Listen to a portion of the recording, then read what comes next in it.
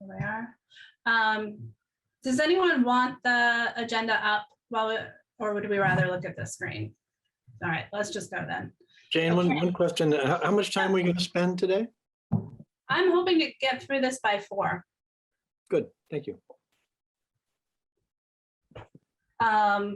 So I have a few updates, and then I know we heard from Jordy this morning. I don't know if everyone has had a chance to even check their email. You have in your inbox an update from Jordy on the bulkhead.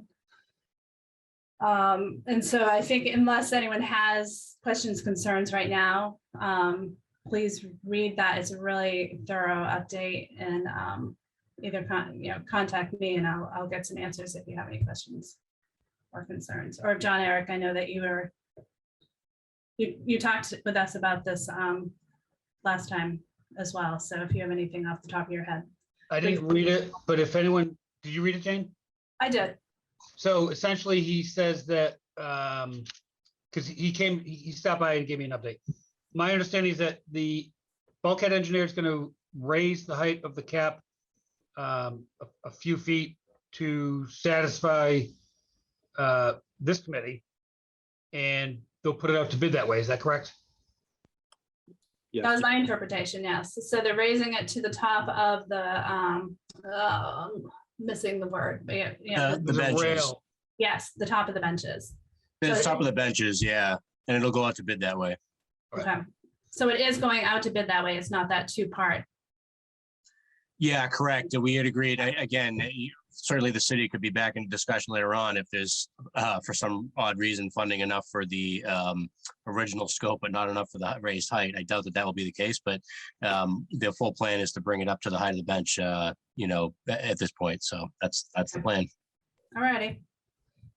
Andy, do you want to touch on the MVP project report? I know there's not a whole lot, but Yeah, and I apologize. I'm actually out of the office this week, so I haven't seen any emails the last couple of days. But we had reached out to Newbury just to ask where they were with the report that they had prepared for sea level rise and its impact on Plum Island. So we'd asked for an update on that. One thing that I had mentioned before that I think we need to do, irrespective of the continued issues we have with erosion on the island, is trying to make sure that the city plans ahead for their roadway access to the island, even decades into the future when scientists are predicting essentially that the roadway would be inundated twice daily. I think we need to start planning ahead for and taking a little further than what Worsley Whidden had done there to see how we can put together design plans for that, figure out how much it would cost to actually do it, because they just did a back of the napkin without any real engineering work, and then trying to figure out where the funding would come from to do that, and obviously the permits that would be needed. But it seems apparent that, even aside from individual properties, if we lose the access to the island or have that frequently inundated, that's an issue. So our hope is that following that report from Newbury, that we would continue to work with them on that particular issue. yeah, and the issue is we haven't seen it, right? That's correct. The Yeah. current issue is, the final draft was supposed to have been done sometime in July. I reached out to John O'Connell from Newbury as well, because he had been asking me about that, and I haven't heard back from him. But I was asking if he'd heard anything. So I know you're on top of that, you and Julia both. So hopefully we get that soon, or find out why we're not getting it at least. I think we all know a lot has happened, especially Reservation Terrace area. I'm moving on to the next update. Since we last met, Andy, could you or anyone else that's been involved update the group on the core bags or any? Yeah, only because I haven't been out there the last couple of days. I'm wondering if Joe, having been at the commission meeting last night, might be the best person to speak to that now. Obviously, it's been a constantly changing design to try to address the continual erosion that's happening there. But the idea is to obviously protect the roadway, the homes and whatnot. But I think Joe could probably speak best of the current status. Yeah, we approved the emergency cert last night. They put up a stone wall almost completely on city property. How far down? Just past the end of Reservation Terrace, I think, and in the area where there was so much erosion since the or during that last nor'easter, the elevation of the sand was too low to put core bags in there. And the DEP and DCR and CZM all signed off on putting the stones, which are essentially on the roadway, and a bit beyond there. One interesting thing was that the state would not spend any money on the stones. They funded the core bags, but they did not put any money toward the stones and said they weren't going to do that. So they didn't want to set that precedent. What else? The core bags are enormous. Couple of commissioners went out there and took pictures. So they're pretty beefy bags that are mostly covered in sand now, in the excavated sand from that area. And I guess we'll see what happens. Because I think any upcoming storms, the waves are going to come right up the beach and they're going to probably break on the stone wall. So I don't know how long that's going to last, how bad it'll get undermined and topple over, but that's where we are right now. So the core bags are in, they're covered with sand, and the stone wall on city property has been constructed, or it was approved? It's mostly, as of yesterday, it was mostly done. Okay. So, Who's paying for everything? If it's not the state, well, the state's paying for the core bag. right? I knew that. What about the And the rest? city's paying for the stones, basically. Do you know how much? I'm not sure Anders, the GZA consultant, was positive. It's probably like 100 to 150,000, I think, for the stones. And like 350 for the core bag installation. Joe, my understanding of GZA's design is that the core bags will prevent, water from going through the wall. So it's No, good the core for- bags are not next to the wall. They're on the ends. They're on the ends. There's no, Oh, okay. So that's actually worse than I thought. When we all, I'm stating the obvious for people that might not have thought of this level of detail. When there's a high tide, there's not wave action, but just simply a basic high tide. Riprap does not stop water from going. Riprap will not stop water from going through the voids of the rock. We all understand that. So I went to look at the GZA design. I went out there to look at it. Riprap alone will not keep the water out, but wasn't the intent to try to make it impervious, or no? no. The intent was to knock down the waves. Okay, Coming that's good. in. Okay, so I just heard that strictly from the mayor when the mayor said we need those to go up to stop the astronomical high tide. I didn't want to get into a discussion.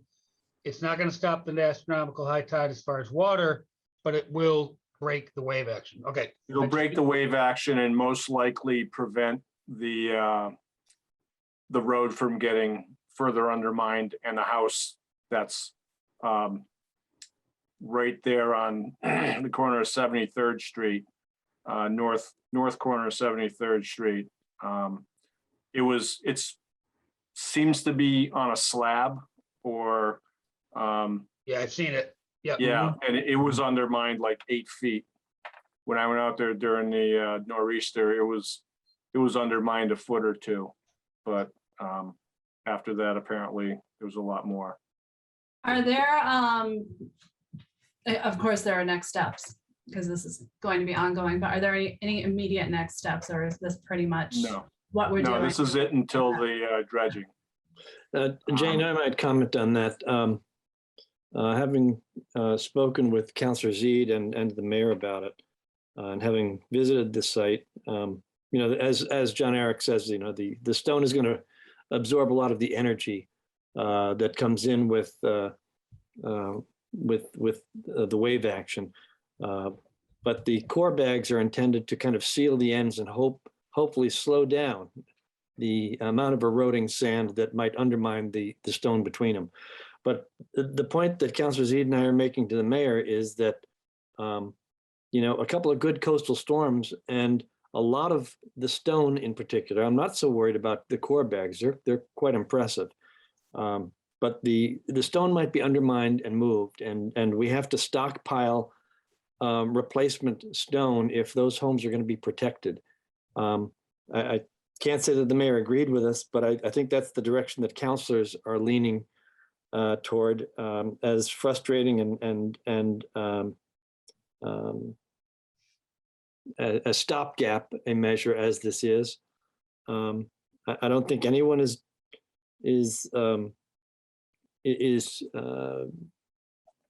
pretending that this is the end. This is going to require maintenance, and we're going to have to stay on top of it until there's more sand pumped out of the dredging materials to slow down the erosion that's occurring behind Reservation Terrace. I might also report that the building inspector has been out to look at a couple of the homes that are being seriously undermined, and he's going to take the appropriate action that, in his judgment, is required by law if there are homes that are in imminent danger of collapse. So that's an unfortunate circumstance that we're in right now. Yeah, what they said last night, at least what Anders said, is apparently the person whose home, their slab got undermined, apparently pumped sand back under there somehow. I'm not sure how they put it in there, but and I'm sure it's not really super stable anyways. Yeah. Some of the houses are in a bad way. All right, thank you.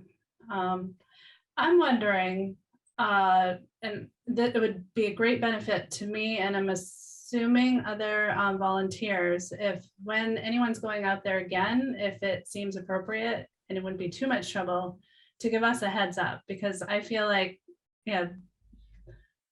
I've been walking out there, but not recently, but I would love to just get a better understanding of what's going on, just so of course, for this situation, but for situations down the road as well, just to get that experience.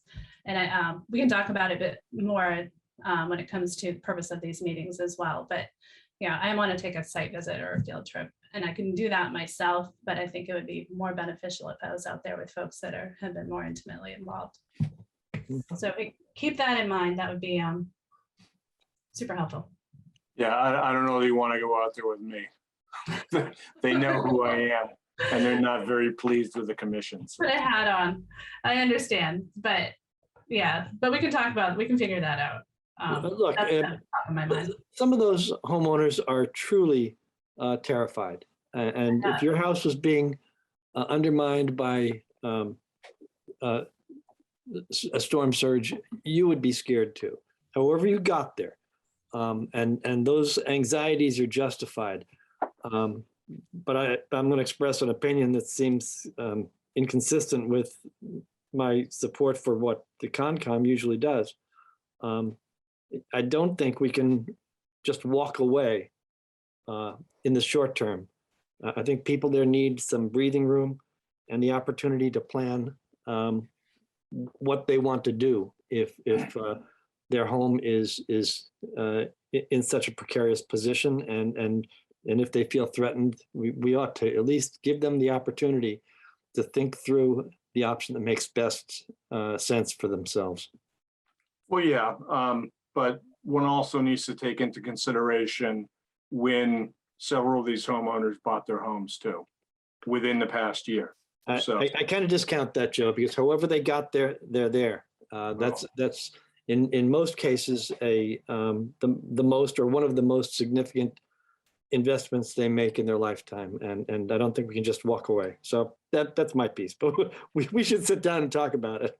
No, I think we should sit down and talk about it, and I feel like a role for it's a little too big for this committee, but a role for us to push it and lead on is setting some kind of expectations in, and there's so many ways to do that in regs. There's communication, education going forward, because right now we're in this situation, people are threatened. Some of it was for some of us feel more strongly than others. We might all feel very strongly that it was foreseeable, but we're here now. Yeah. What I'm concerned about is 5 years from now, are we still going to be saying, we're here now? And so, as we address this going forward, I think in any way that we can, setting expectations so that we do know how to react in the next emergency is important. So, Jane, okay. do you think our group should make a hard stance formally, officially? Honestly, right now, I don't think we're ready. But I think going forward, working with others, maybe, yeah. That's a really wishy-washy answer. Yeah, I I think don't want to answer yet because I don't know enough. we could come up with some scenarios and then present it and decide which one's best, Yeah, because it is a Okay. tough decision. it is. Just a quick question on the work that was done, especially the hard surfaces. Did anyone do an erosion assessment No, on this? So, I mean, the problem with putting out hard surfaces typically out on beach side that way, unless the dredging happens soon, is that you actually exacerbate coastal erosion, particularly sand erosion.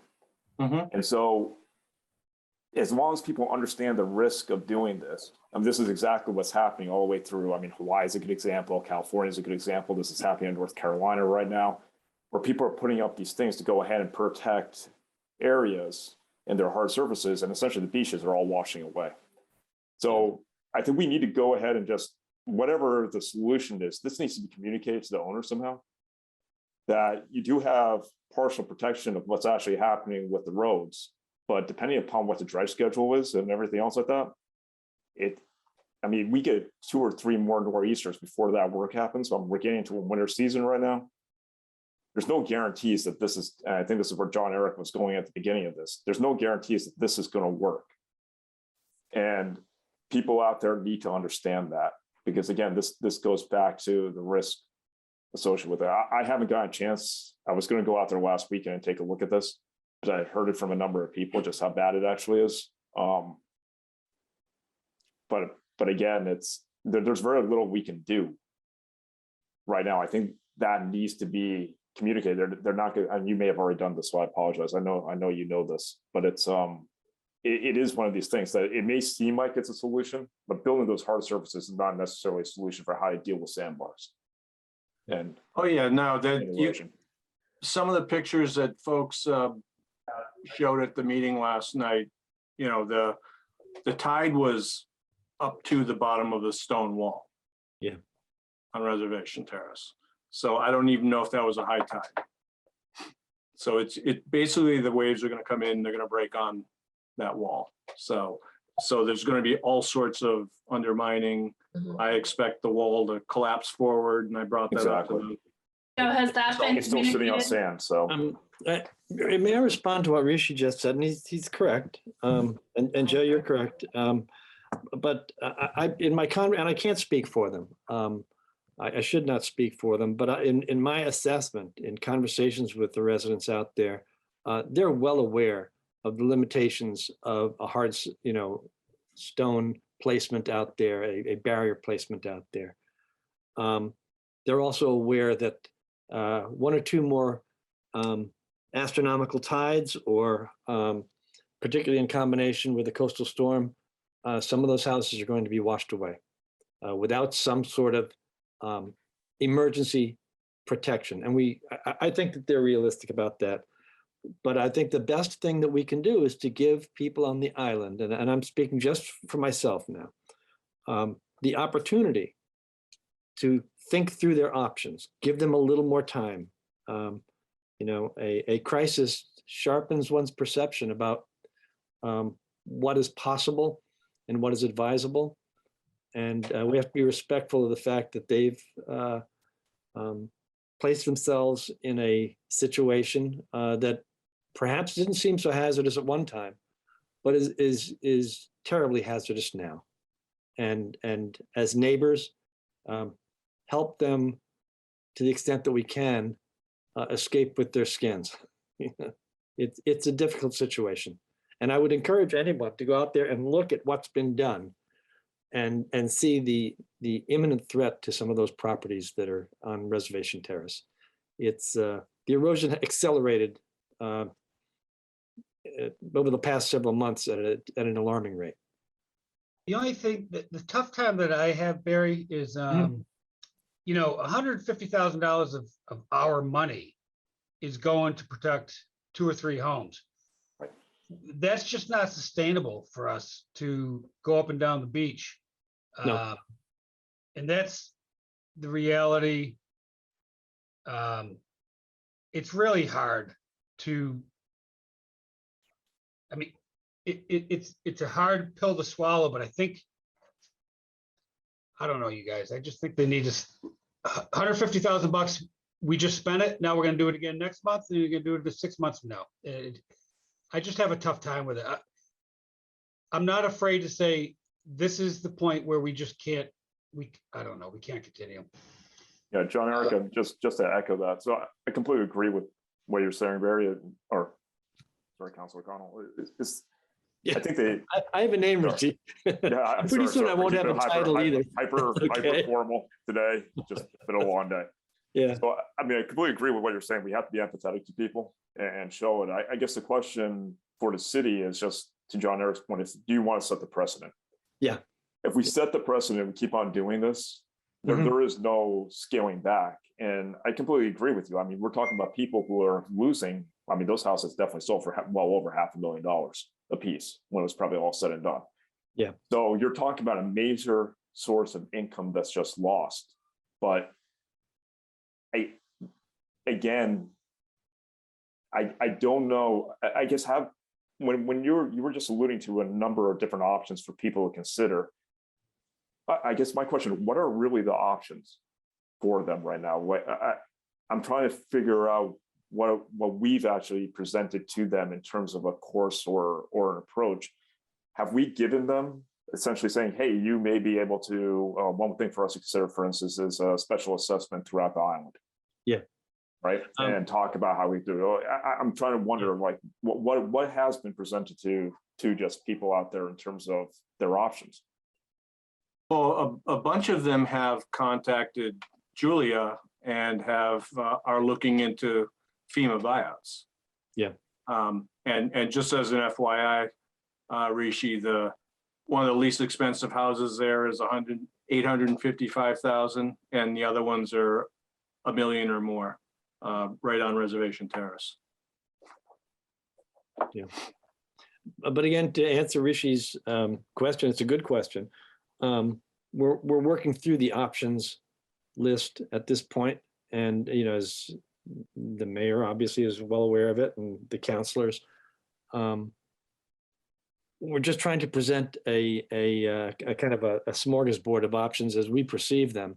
And when they pursue a particular course, if there is a way to support them, I think that there's a general sense, and I'm just reporting what I feel that the council and mayor, although I can't speak for her, but I think have a better sense of the council feels about it, is that we want to be supportive in whatever way we can. Now, the caveat, and you pointed it out correctly, is, we're just throwing $150,000 at it. Well, 6 or 8 years ago, I voted for a $30,000 appropriation of sand, and it was washed away in about 10 days.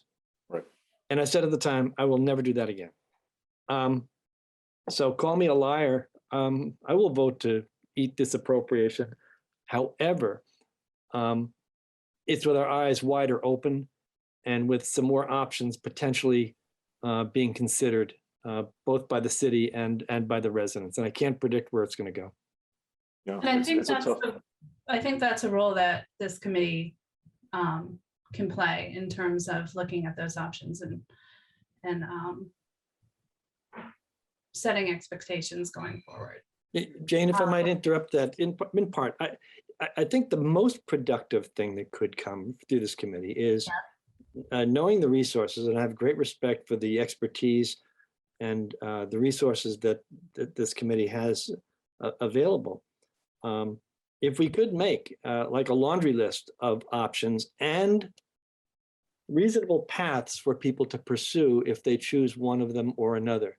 Because when you're in a situation like many of them are, the potential path to a reasonable outcome might seem so intimidating that they freeze and don't act on the possibilities that may exist. And I think we should try to be, we should try to assist them with perhaps with some technical assistance and maybe a subcommittee, exploring those options. I really think that there are some options. They're not great, but there's some good ones and there's some really bad ones. But Okay. we ought to at least help, give them a roadmap that they could pursue and have some hope of a reasonably good outcome. I think that's a great idea.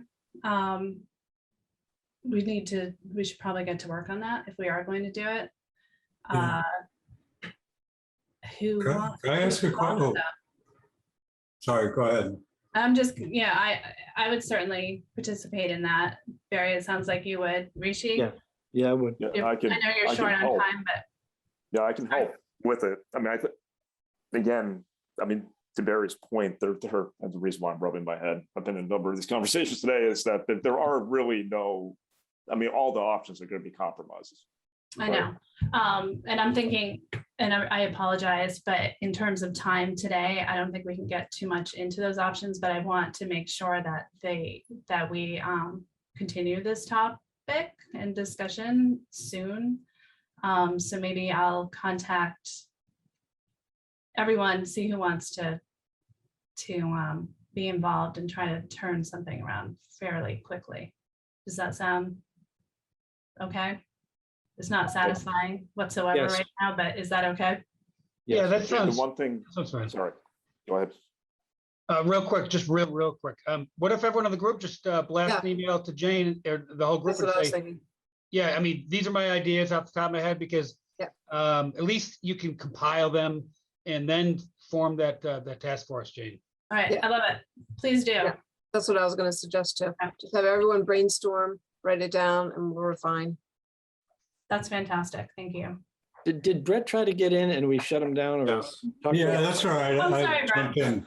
Well, I just had a question, and it's perhaps naive of me, so people more familiar with city government, but I hear the thoughts about trying to, do what we can to protect people out there, but while there's a consideration of that, is there a risk that there could be a proposition put on a ballot once people find out in general that there's this money going into protection to say, hey, city, you can't do this?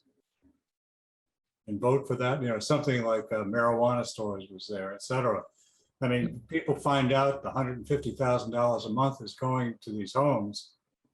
And I'm not against it. I'm just saying that there may be some time constraint here if somebody came up with that you don't have 2 or 3 years to do this.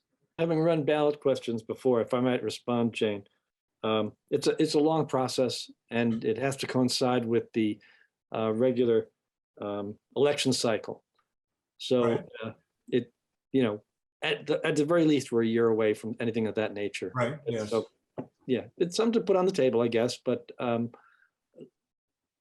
that's kind of a nuclear option and it's a coarse instrument. It's a blunt instrument.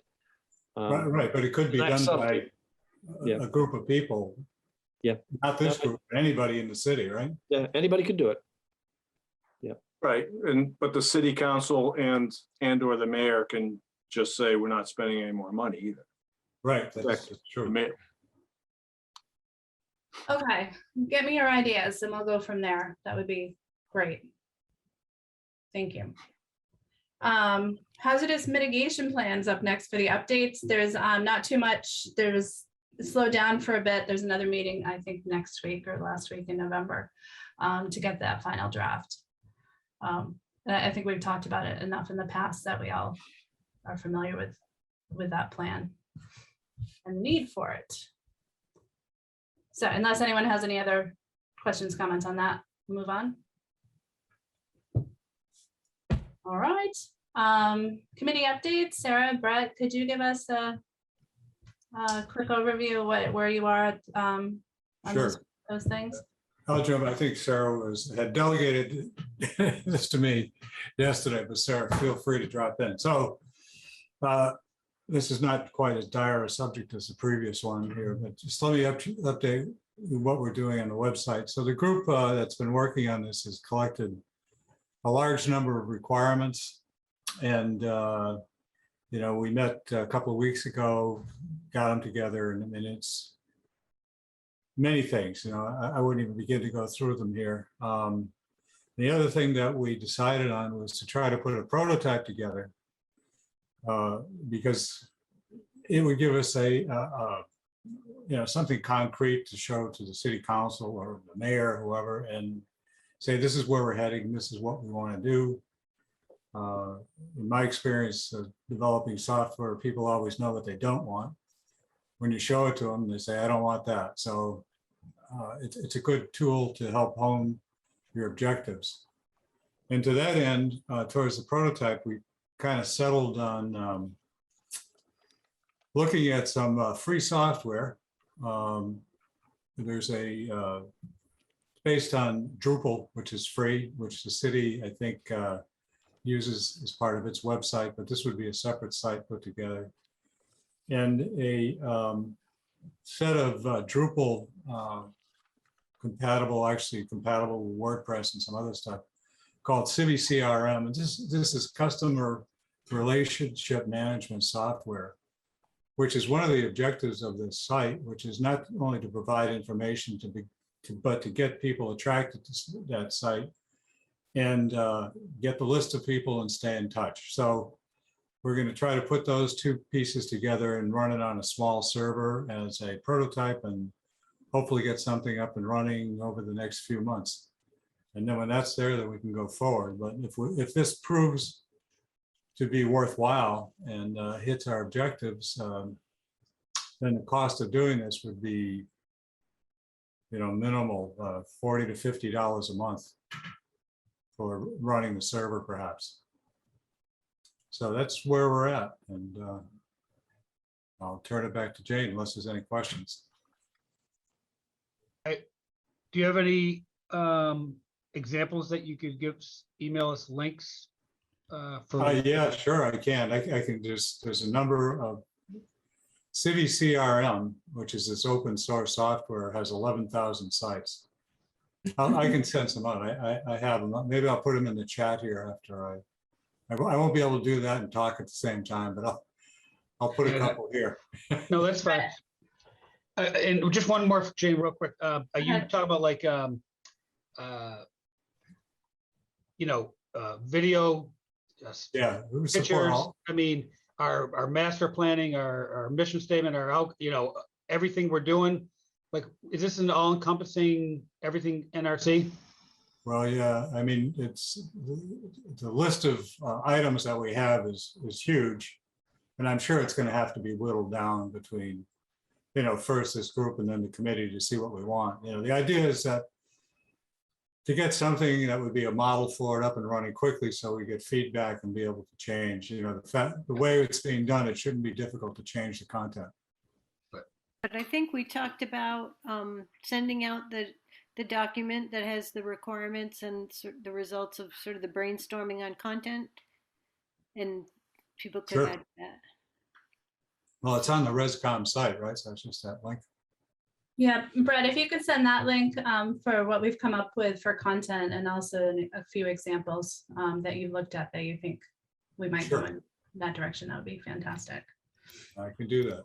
Thank you. Sarah, did you have anything else?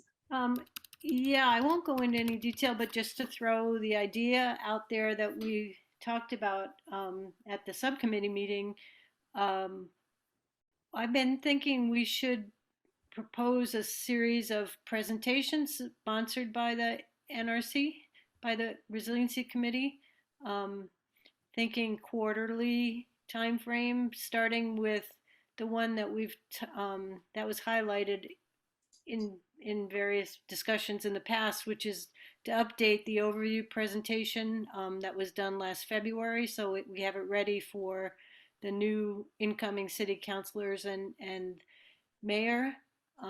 So a public presentation of that could be the first one early next year.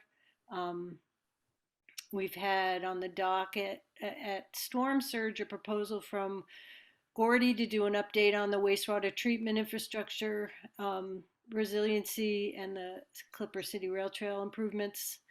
So that could be one. John Eric, you could do one on updates to the water supply. So sort of along the same lines as what we did, sponsored as Storm Surge last year, but do it under the guise of the NRC so that you can hopefully get a different and a broader audience. And also meet the objectives of education and communication. So just get a heartbeat going in terms of these presentations and come up with the topics, and not doing too frequently, but just have it a regular forum. So I can flesh that out as a formal proposal, but just to throw it out there as an idea to get some feedback. Yeah, I especially like that first one, and if we could do it as early as we could next year, for educating new council members, new mayoral team, it'd be fantastic to get everyone in the same room, not as a deliberation, of course, but just as this is what the plan is, and this is where we see it going in terms of implementation. And with public there as well. I think it's great, Sarah. Does anyone else have input? I guess we don't have chat, right? So I'll send out a separate email. Yeah, if you could send it via email, I think that'd be great. All right. Thank you. All right, good. It's so hard to read the room in Zoom. Andy, can you give just a couple of minute update on where we are in the regs working group? Yeah, so just as a reminder, we had some discussion about adding resiliency techniques into the site plan standards. There's two areas that we had talked about. I had talked with the planning board earlier this year about updating the site plan standards. This is basic stuff about how parking lots are designed. For instance, how many trees are planted to provide shade and uptake and whatnot, cooling effect and things like that. So there are different improvements like that we can make to our standards, including low impact development techniques, rain gardens and that sort of thing for stormwater management. So we're working to put together the specific bullet list that would be added to the site plan standards. So these typically affect large commercial projects or large multifamily projects, the way that the zoning ordinance works. So this is not to affect small scale projects or homes, but rather the commercial projects, things that might be, say, downtown or Story Avenue or the business park. Certainly there's going to have to be discussion in future years or decades or centuries about other areas to regulate. But what we're trying to do is the low-hanging fruit, so to speak, of things that seem like common sense, right? Plant a few more trees in parking areas to make sure that they're well landscaped, and that seems like a no-brainer, right? We did have some conversation about the sea level rise as a resiliency issue and whether that should be addressed. I think all of us agreed, I don't want to speak for others, but certainly I felt that it was not realistic to assume that that's an issue that could be taken up in the near term. And I think some of the comments you heard today and, in other formats, it's a very sensitive issue. There's not enough information out there for folks, I think, or for counselors or the incoming mayor or others to make a determination on issues like that. There's current erosion issues that clearly need to be addressed right now. And there's a lot of education that needs to be done on what essentially scientists are saying is going to happen to the rest of the island, not just the hotspot where we're seeing erosion today. And that's the part that should be concerning as a land use issue, is how do we protect the homes, the infrastructure, whether it's public property and access on the beach, and in particular, like I said earlier, the roadway. If we don't have primary access to the island, that's maybe the first place to start.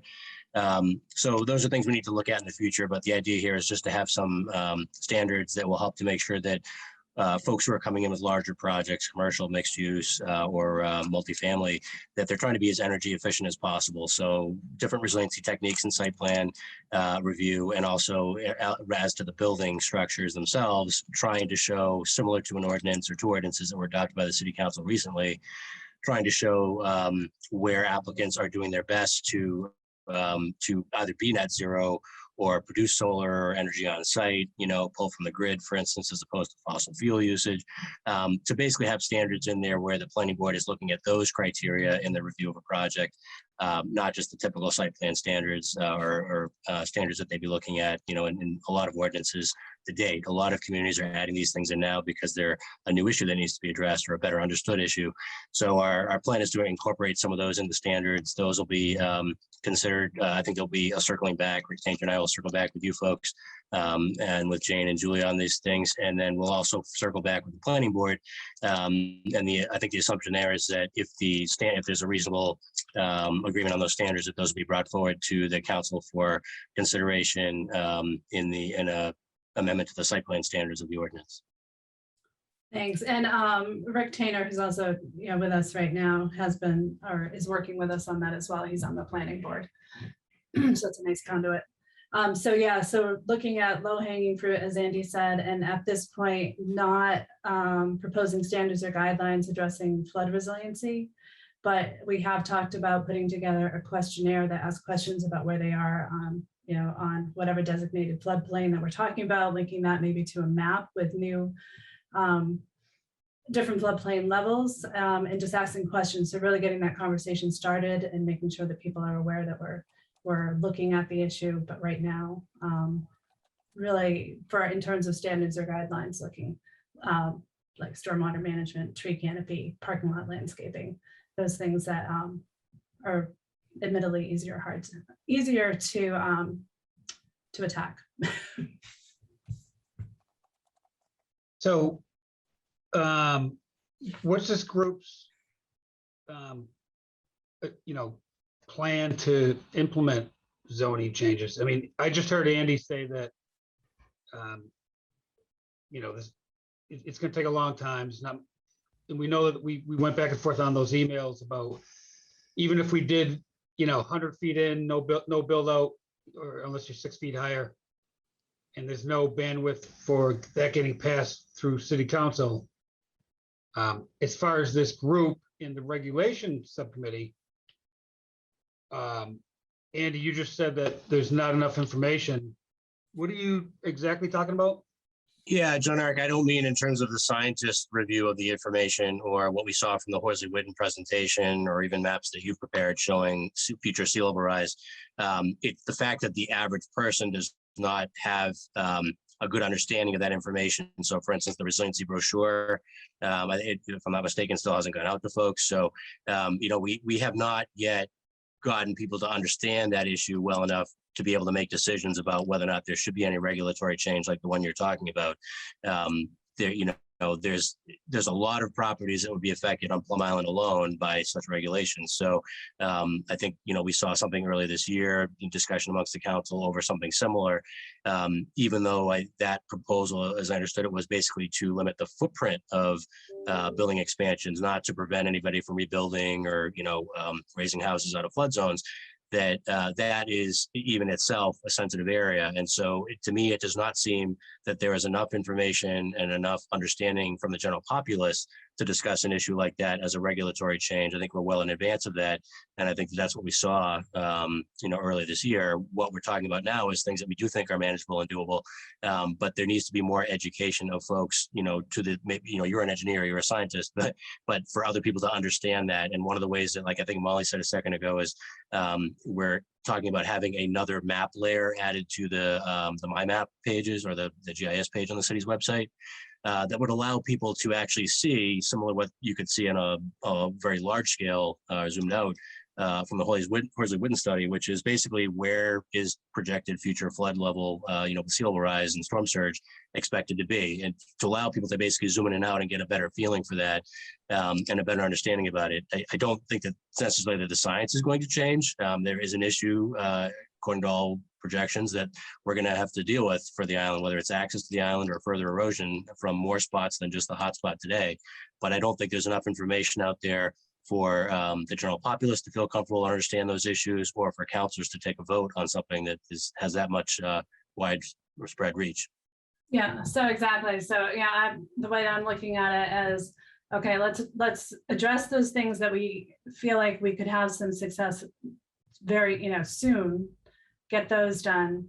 And at the same time, we have our communication, education, and effort. And so we're definitely not dropping those more difficult issues with SLR, flood resiliency, but we really I think we have a lot of work to do before we go ahead and try to propose changes to that. And doesn't mean it's going to be many, many years out, because I don't think we have time, but I think we have some work to do before we do that, because we want to be successful.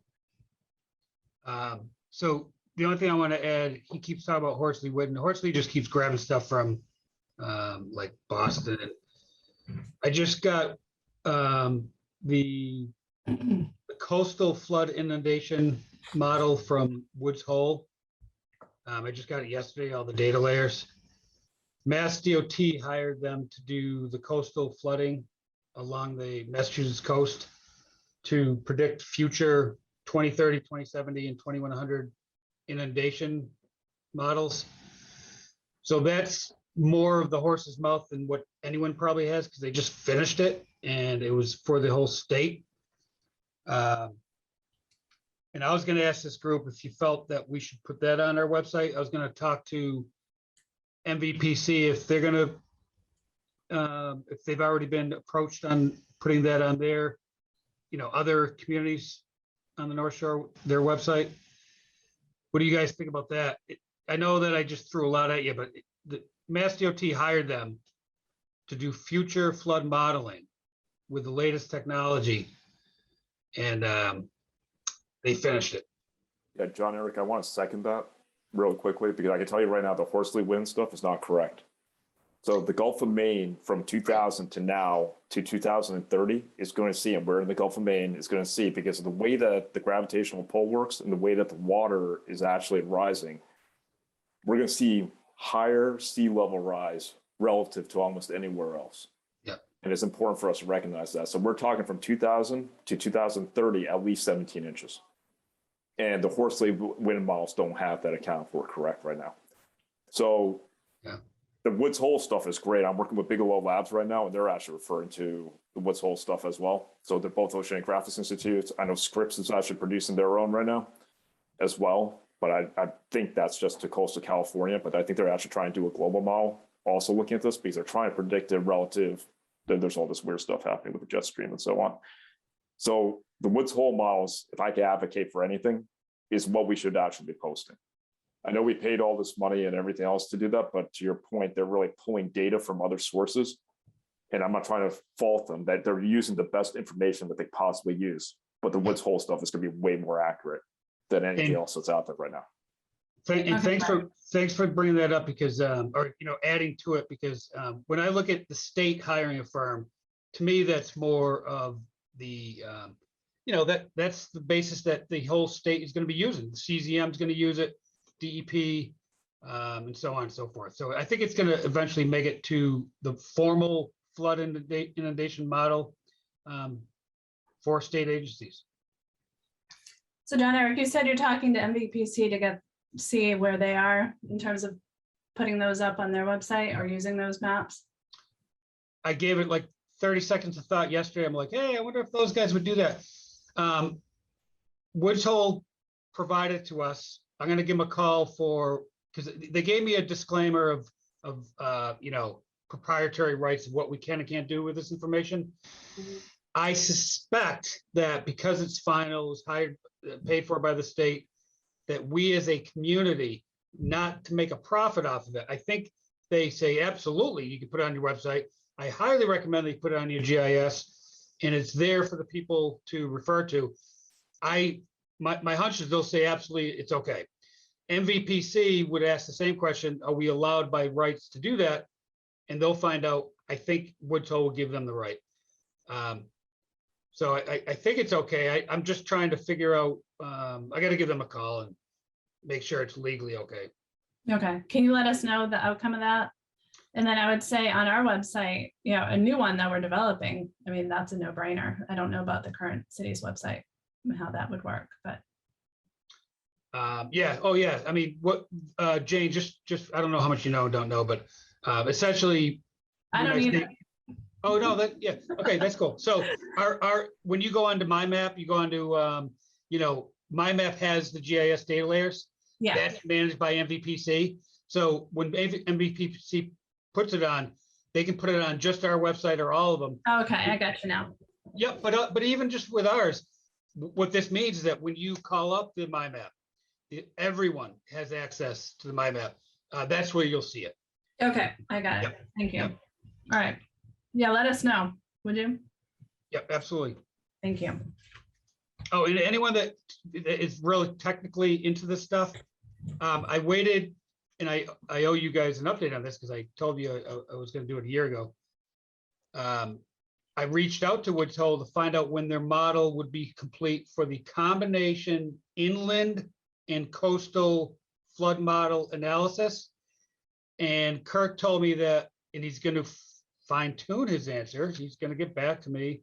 But for our area, the coast wins. The storm from the coast beats any inland flood elevation strictly by definition of Mother Nature. It's the coast.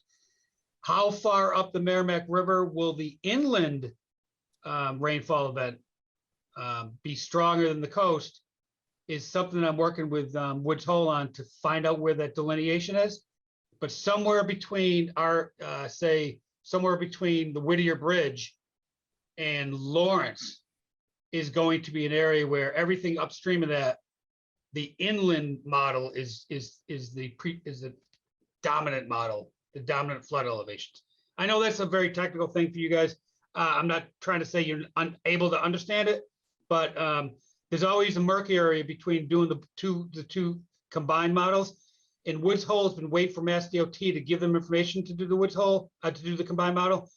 And Mass DOT is delayed 2 years, and Woods Hole is ready to do it for free on their own dime so that the whole world can use the combination of the Merrimack River and the coast combined model so that all of us communities on the Merrimack River will get a better model.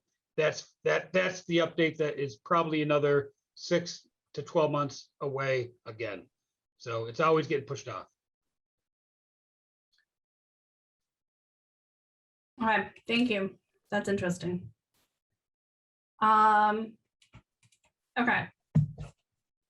Okay to move on.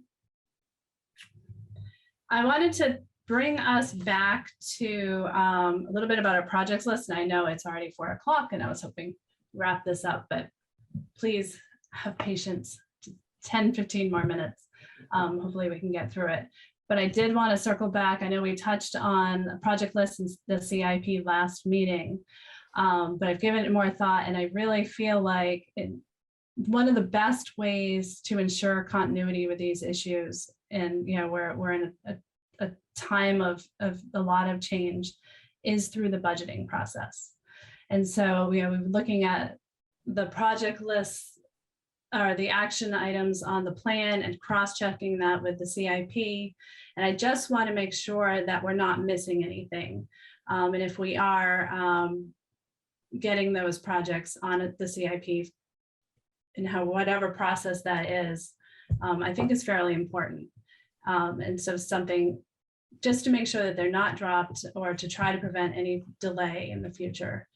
And so what I'm doing, let's see, I don't think it's a long list, but I've looked at the CIP, I've looked at the lit, you know, I think we can narrow it down to 2, 3, or 4, you know, in terms of right now, to make sure that we are prioritizing the right projects. I'm talking about the, you know, Artichoke Reservoir Dam, that is on the CIP, but I'm not so sure about, say, flooding the Market Square or looking at the swales at, in the business park. And so that's something I know we're short on time. It's already middle of November. But I would like some help in terms of looking at those lists. I don't think it's going to take a lot of time, but just to get organized around it to make sure that we really are prioritizing ourselves and not losing out on an opportunity to ensure some kind of continuity going forward in the next year or two. So just throwing that out there, talking to department heads. Barry, maybe you can be helpful with this as well.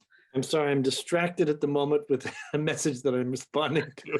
That's I'll have okay. to admit, I'm trying to multitask and not succeeding.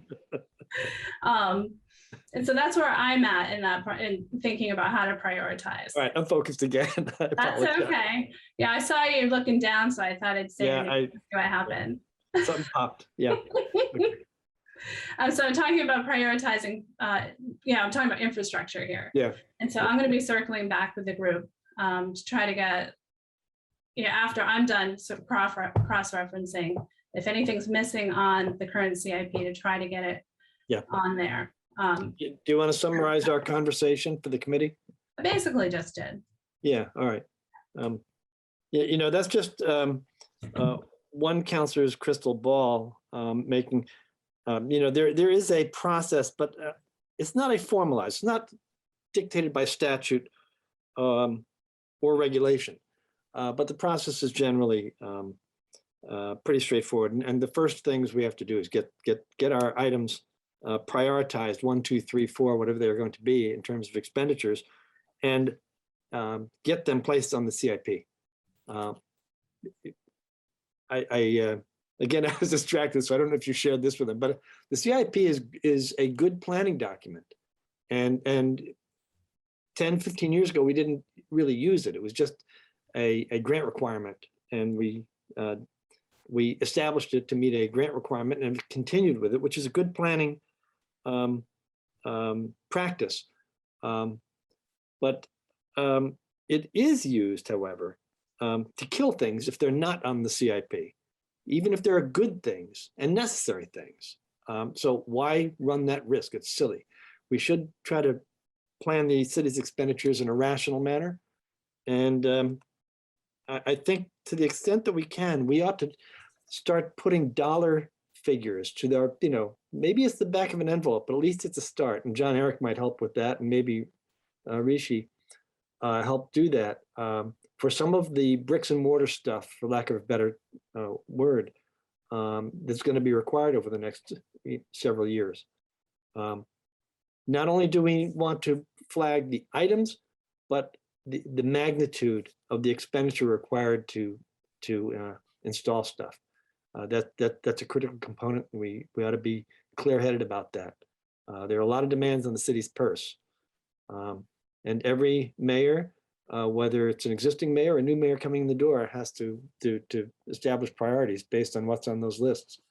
So Barry, can I ask a question? So one of the things I've been struggling to understand is the items that were on the CIP last year that had been targeted for having an expenditure this fiscal year. Mm-hmm. Where are they tracked, and how do you get a status update to say, was that money spent and how much of it? Yeah, that's a very good question. The best person to speak to is the finance director, Ethan Manning. If for no other reason that he tracks it like a demon. He's really knowledgeable, and he'll also give you an instantaneous answer because it's always in the top of his head, so you won't have to farble around waiting for a reply. So that's where I'd go. Are there particular items that you'd like to, maybe I know some that you want to response to right now?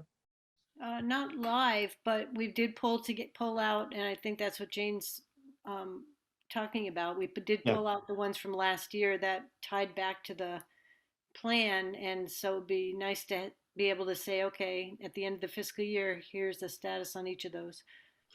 Yeah, well, there are a bunch of them.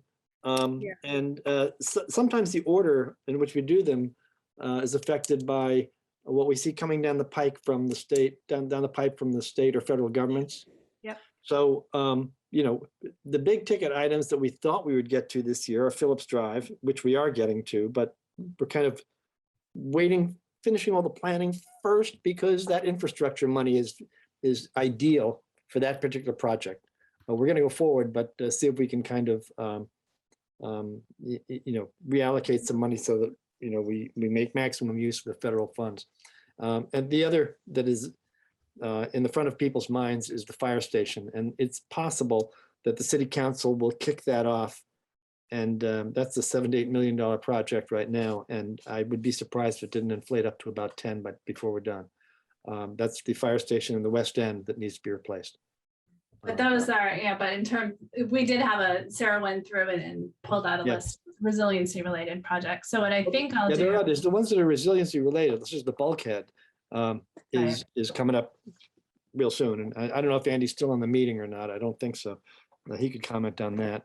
And Yeah, the bulkhead project is definitely a key priority for us in terms of critical infrastructure. But, as the councilor said, there's lots of other things that, we have to work into the capital improvement plan and recognizing all the other capital needs the city has. And there's only so much money to go so many places. And the Central Waterfront Park is pretty high on that list, but it doesn't have as steep a price tag as either the Phillips Drive reconstruction or the fire station. So what I think I'll do, I definitely need to have that, and Andy had recommended as well to reach out to talk to Ethan Manning about the status of the funding of those projects. But I think I'll just reach out to you individually to hear, just to touch base on the projects in the works and what may or may not go on or should go on to the CIP, and then we'll come up with a recommendation pretty quickly. So you'll be hearing from me in a few days in terms of that, I think, just to get that ball rolling. Sooner is always better than later. Yeah, you're right. All right. And lastly, I wanted to talk about, and we've been putting this off and off, is the structure of these meetings, because I want to make sure that they're helpful. And it's an interesting group because there's us volunteers that a lot of us are very new to this, and we need to get as much background information and how the city operates as we can. And so I think in terms of being helpful, these meetings are just helping us get up to speed, never mind anything else right now, because we are fairly new and we just started this implementation focus. And then the staff, I'm interested to know what can be most helpful for you as well. And you're reporting out a lot, which I really appreciate, and I think we all really appreciate. I have a feeling that depending on the staff members, you all probably have heard a lot of the updates, just in your everyday work lives, and us volunteers haven't. And so, it's useful. Those updates are very useful for one part, some of us, maybe not so much for others, and they take up a lot of time. Today, we talked a lot about Plum Island, which was really necessary. But I'm trying to figure out, and I'd like feedback on what will you find most helpful out of these monthly meetings? And what you would like to see, what you need from me, anything like that. And also I would like to propose, because we had talked about having quarterly meetings and maybe working on topic-based monthly, and now that I, further into it, I'm not sure that would work. But what I would love to do is get to know department heads, especially those with working on resiliency related work in general. And so I'm thinking, maybe have Lisa Reed from the Parks Department come in and talk, meet us 1 month, or director of DPS come in and meet us 1 month, and a two-way conversation just to kind of get to know us, get to know what we're all about, and finding a little bit more about their work and how we might be able to inform that work. And so I've just thrown a ton at you. We don't need to decide today, but that's where I'm thinking. So feel free to respond now, or if you want to respond in writing. Well, I think you raised good points, Jane. I think monthly meetings are definitely necessary for the whole group. And you can invite speakers, sort of like Sarah was talking about, but that was more for public, but for the committee, and that could be department heads, or it could be experts that come in. It's easy to find experts to come in and talk to the group that can give us more information than we already have. And then continue with the subcommittee meetings. I mean, I think it's really effective to have the small committees like the education. That's the committee I'm on. That's been really effective. And I think we're moving ahead well. It sounds like the regulation committee is doing the same. So I think that structure works. And then I think bringing in department heads is a great idea. Hearing from DPS director and parks director and obviously we're gonna have to hear from the new mayor, you know, and others that, I mean, it's great that John, Eric and Andy are integral to this because they're vital to it, but you know, anyone else that they suggest would be good as well. I'd like to second. And then, that. and city council too. I mean, Barry, you know, I mean, there'll be a new council starting. Yeah. Is it just gonna be Ward 1 and 2 that come in, or, you know, are we gonna have someone from public utilities, you know, which committee, maybe that person, that counselor from public utilities should be on the resiliency committee or come to every single meeting to be that conduit. Yeah, that might be a good suggestion, but we ought to give them time to organize themselves and pick that up in January. Yeah, good idea. I think that's a great idea, you guys, because right now I'm the bad guy going to these meetings with the Water Commission. And they really need to hear from you. We just had a real heated discussion an hour ago, and right now I'm late for a Water Commission meeting, which is fine. But my point is, I'm gonna go back to that heated discussion. This is just human nature. There's a lot of people that still they aren't entrenched like we are, you guys. They just are not entrenched like we are. So they just don't understand where I'm coming from.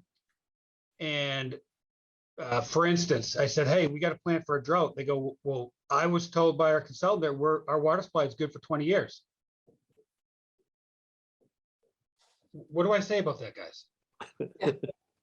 What do you, Your consultant's wrong. Ty and Bond just finished a watershed management report, and the outcome that they heard was that we're good for 20 years. No.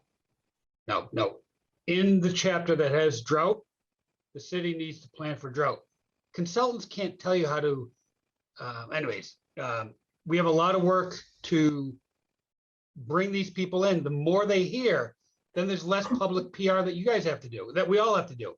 We don't have to turn to a formal subcommittee of PR, have them come here, and that's the PR. I think, Molly, you hit it right in the head. Jane, you hit it right in the head. Every month, just bring someone new in and pound everything that we're talking about. The more they hear it, the more they will accept it. Don't you agree, Barry? Like for the city council, the more you hear it, the more you accept it. Do you guys agree? Yeah, to some degree. We had a political assessment when I worked in the State House years ago. If you get one call, you've got a constituent. If you've got 5 calls on an issue, then you've got an issue that you have to deal with. And if you get 10 calls or more, it's a movement. Get the hell out of the way. So I do believe, and I think this is what you're saying, that squeaky wheels get attention. And we do have to have, however we do it, stimulate more conversation about the impacts of resiliency in other parts of government and other parts of the community, such as the water and sewer commissions, such as the parks department. You know, a lot of their activity is near the waterfront. The youth services planning has to kind of circle around and look at what's conceivable as they move forward. There are just a whole range of things that need to incorporate resiliency into their deliberations. So I think that's what you're saying, isn't it, John? That's all I'm saying is the more we bring them in and do that form of education, we don't have to have a formal public meeting on some other night. We just do it through here and just bring them in, you know? Exactly. Yeah, kill 2 birds with 1 stone. Yep, I totally agree. Great. But Jane, may I just add one more thing? Yes, please. And neither John, Eric, nor Molly would say this, nor Andy, because they're committed and they get it. But we should be very mindful of the time commitments of the city employees and be respectful of the other things that they do with their lives, other than meet with a committee like this. And give them the opportunity to say no and accept it, because I'm buried right now. I can't do it. I've got 6 or 7 other things in front of me before I can come back and respond to the Resiliency Committee. They are helping us here yeah, they're working, but this is distracting them from other things that are equally important in their work lives. Well, that's nice for you to say, Barry, but this is the same is true for all these volunteers. Oh, yeah, I'm not discounting that. Yeah, no, I know you're not. I know you're have a not. vested interest in the functioning of the city government, and Right. that's what I say. Right, and that's another point about Plum Island. I mean, we just spent 3/4 of the meeting talking about Plum Island. Yeah. And if you ask the mayor, what was the hardest part of her job over the last 12 years, she'll say Plum Island. So people need to understand that too. Yeah, true. We can't spend all of our time just on Plum Island. Actually, she might say city council. Dealing with us is a pain in the ass. She might, I don't Yeah. know. On a good day, she'll say Plum Island, I guess. But anyway, yeah, and people need to understand that too, that we can't spend all of our time on Plum Island. It has to be spread across the city. That's right. But thank you Okay. for saying that. Yeah, duly noted, Barry. Any other thoughts in terms of what folks would find most helpful from these meetings? Maybe just add some deadlines for whatever the subcommittees are doing, Jane. Instead of keeping it open-ended, saying, hey, we're really pushing for this rollout on mid-January, stuff like Yeah. that. Okay.